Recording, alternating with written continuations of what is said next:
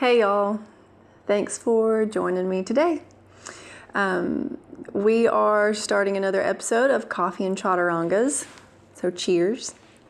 If you're not really sure what this is about, you can go back to episode 1. It gives a little synopsis of what I plan to talk about and why I plan to talk about it. One of the things I want to talk about today, it's really hard for me to talk about, yet at the same time it feels like a weight is lifted off my shoulders. And that is self-care, self-love, truly accepting and loving the body you were given. And that in itself might even make you just go, nope, I'm done with this. Because that's what it did to me for a really long time. I'll give you a little bit of a background if you haven't watched the first episode, is that most of my life I was overweight and I didn't really understand why. I feel like from the first grade on, literally there was like 10 pounds a year. I know that sounds like an exaggeration, but by the time I got to 16 years old, that was my highest weight, and I was about 220. I take that back. That's when I stopped looking at the scale. So I think that's about my highest. And I knew I was overweight. I knew clothes didn't fit me. I was really uncomfortable. That was probably the main reason of why I got bullied at school. And all kinds of names. It's what really scares me about Riley going to school, and not for weight issues, but just knowing there's bullies out there and hoping that she's not a bully. You know, it goes both ways. And by the time I was 16, my dad had his first heart attack. And if you didn't know my dad or you've never seen a picture of him, people would say he's larger than life, and so was his heart. And he was just he was a large man. He loved to eat. He did not want to deprive himself of anything, nor anyone else. He always wanted you to have the best. He wanted you to have everything that he could possibly share with you. And food was the number one thing. If you ever went out to eat with us, he loved food. You know, the joke is not just the left side of the menu, but 3 or 4 of everything on the left side of the menu. That's the way he was. And I just loved food. So when he had his first heart attack, I decided that I was going to go with him past his cardiac rehab and really start working out. And that really jump-started me to see the math equation, and that how I took care of my body, the exercise that I did, the physical exercise, and what I put in my body, there's a mathematical equation. And if you start to balance it, you're going to start to lose weight. You're going to start, if you've got weight to lose, and you're going to start to feel better. And in my mind, because I had not taken care of or understood why I had put on weight, I took it the opposite direction. And it was like a light bulb in my mind. Oh, this is math? Okay. I'm really bad at math, but I can do this kind of math. And I had this control sense over it where I could work out for an hour or two, but I would also deplete my body and I would not nourish it. And I lost a lot of weight pretty quickly. You know, a lot of people started to question me, you know, if I was eating and what was going on. And to me, it felt more of I was in control of what I was doing to my body. Still never tackled why I was overweight in the first place. And I remember seeing a picture of myself, and I believe it was my senior year of high school. And there's a picture of Mom captured the moment when I opened car keys for graduation of getting a car. And I remember seeing myself, and I just thought, wow, I didn't realize I had done that to myself. I didn't realize you could see my bones on my back. And here in my mind, I still see pictures of myself in my mind of what I looked like at 220. I didn't see what I saw. And that's ingrained in my brain of what I looked like that day. And it really scared me. I don't think it scared me enough to do something about it. I still didn't catch on to the food part of why I was using food against me and abusing myself with it. But it caught my eye. And I thought to myself, I'm not really sure if what I'm doing is right. So I started to eat a little bit more. And I put on some healthy weight and I felt comfortable. And I go off to college, and there's only so many miles you can run and how many pizzas you can eat in one day. And that's just what I did my freshman year. I ate a lot of pizza. Ran 4 miles a day, but ate a lot of pizza. So most of my weight came back on. And went through a series of really, really rough relationships in all different kinds of ways. Just different kinds of abuse. And within that, I was just yo-yoing with my weight. And then I stumbled upon yoga. And the first yoga practice that I went to, I just viewed it as something that I could put in my exercise routine. Didn't really realize that it could give me more strength from the inside until I kept going back to the practice. Whether it was by myself, whether it was at a class, something, I just showed up and I went to the mat. And I started to tell myself, if I'm not taking care of myself while I'm on this mat, if I'm not taking care of myself while I'm off the mat, then what am I doing? Because while I'm in my practice on the mat, I'm only doing what I can do at that moment. I'm not forcing myself into a pose or into a position that feels awful, which is what I do every day off the mat. I feel like shit off the mat. Why am I doing that? So I took that feeling and that philosophy off the mat. I started to eat in a way that felt good.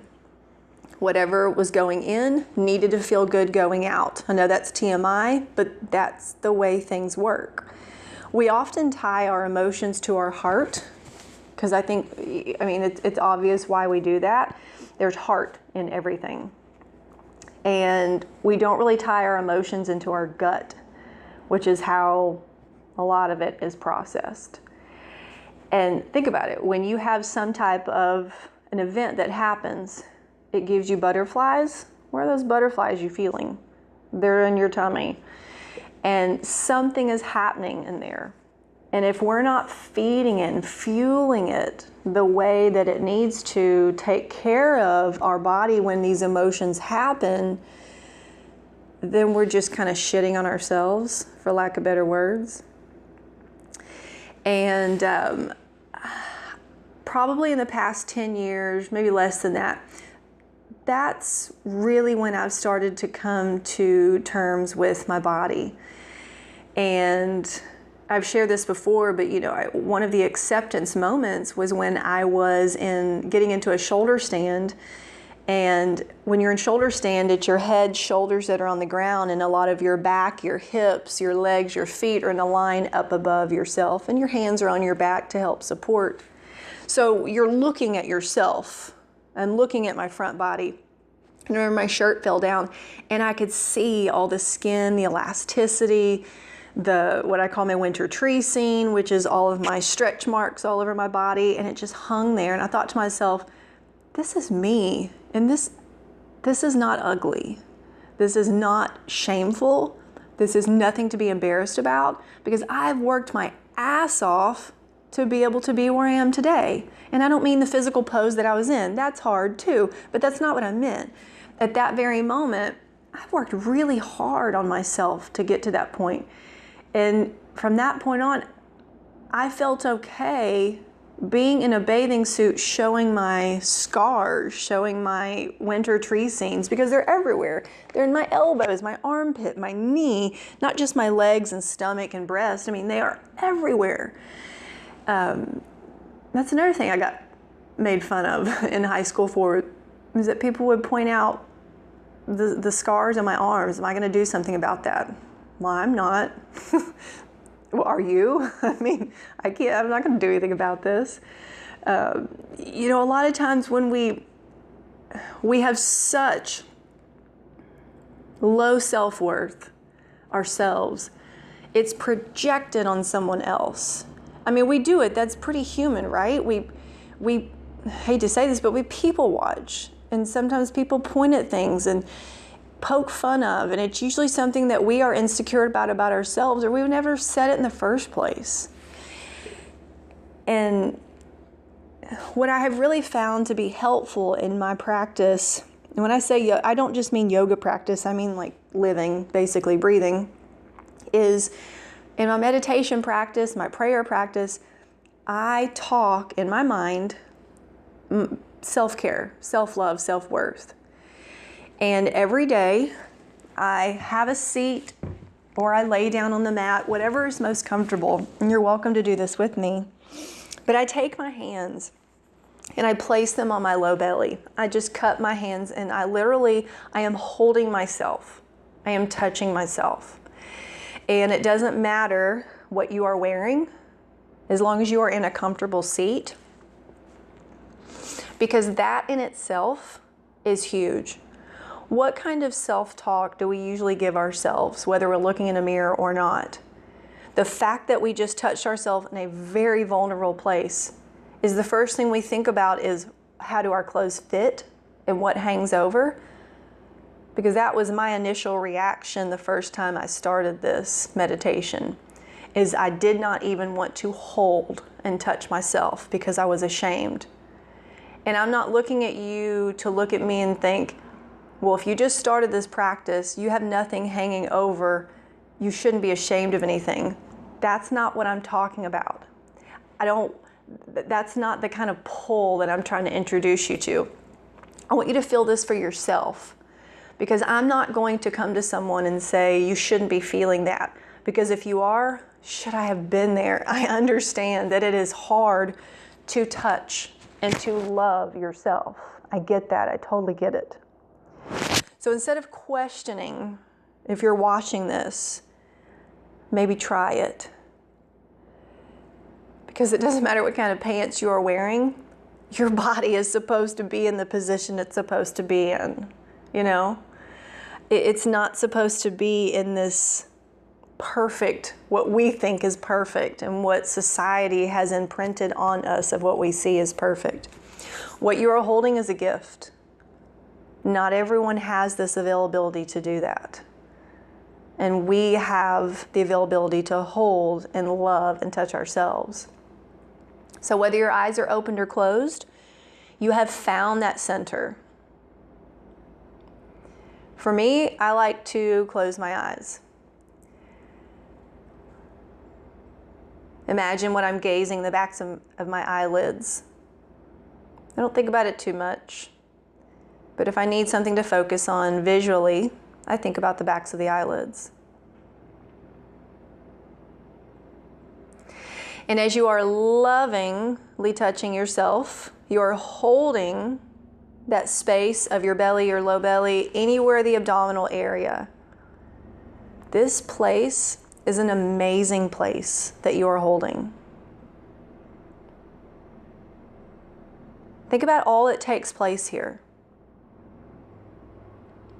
Not just digestion, but that in itself is so huge. Being able to internalize, to eliminate, to take in all the vital things that the body needs to take in. This is the same space that can house a baby. This is around the same space that, male or female, it's a part of what makes a baby. This is the center of it all.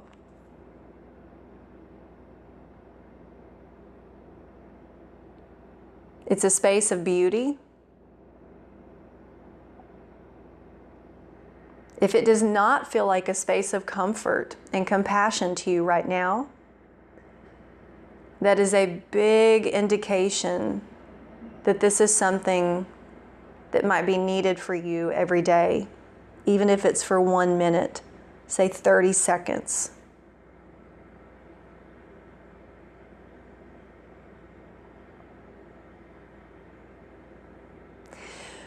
Be kind to yourself today when you speak to yourself. You can hear yourself.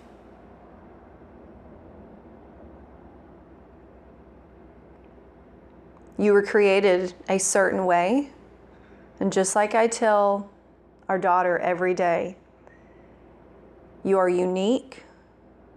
There is no one else on earth like you. That is incredible. It's amazing. Think about that. Not one other person is like you. Yet, we are all human, and we all feel some type of discomfort and pain and destructiveness at some time in our life. It might not be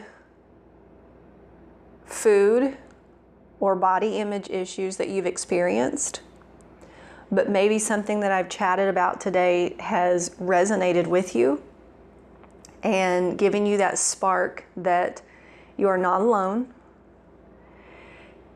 and that there's a way that you can get out what you need to get out. For me, I journal a lot. I talk a lot, especially to people. And lately I have been wanting to be even more vocal, which is why that I've opted to start this video blog. It took me decades to accept and love my body for the strength that it has, and to be more curious about my capabilities, and instead not abuse myself, whether it be talk, food, anything external, putting myself in a position that's I know I should keep myself out of. It's very hard because every day I have to make a choice to do that. I have to make a choice when I walk by food or the kitchen for no reason. I just walk in there and eat. I know my family sees me do it. But it's a choice I make. Do I step away or do I not? And just coming to the mat or in a chair, anything that makes you comfortable, and as hard as it is to take those seconds, those couple of minutes, and do that simple meditation that we just did, and maybe you're thinking, what did we do? Rewind, go back. Because often it's not processed the first time, the first 10 times you do it. But go back. And I plan to do a little bit more of these meditations because I feel that I'm evolving every day. And I have bad days. I call them bad days. They're not as awful as they used to be, but I still have bad days. And I feel like a pile of shit, but I have to watch my language. Not just shit, but I have to watch my language. What do I say around my daughter? In our house, we do not use words like pudgy, fat, heavy. I don't use any of those words because if I'm saying them out loud and I'm saying them to myself, saying, oh, I feel fat today. Oh, my clothes just don't fit. If I do that in front of her, that's a connection she has made immediately. And I know eventually she's going to hear it somewhere. But if I can start at home and help not to say it at home, it's helping me. She has helped me heal so much and come to this space that I'm in because she has really made me say, oh, I know I feel bloated today, but I don't have to say it out loud. And if I do catch myself saying it out loud, I'll change the subject and I'll say, Mommy's tummy hurts today. She equates pain. She understands the pain. But I don't want her to get into the habit of feeling, well, I'm growing, my pants are too tight, Right now she could care less that her pants that are 2T and she's a size 6T, that her pants are high watering. She could care less because we're trying to get as much room as we can out of it. She doesn't equate it to the fact that it doesn't fit anymore, that she's growing, okay? But we see it differently. If that happened to us, we would just shame ourselves. Why can't I fit into that size anymore? Stop looking at sizes. Just see what happens. Just see what happens. And I promise that I want to bring to you a little bit more because this is a journey for me. And again, rewind, go back to the meditation. Even if it only lasts 30 seconds, try and just see what happens. I wish you all the most beautiful day. It's gorgeous outside. This is my favorite time of year, transition period. But we can transition together, right? We can do this together. Have a wonderful day. Namaste.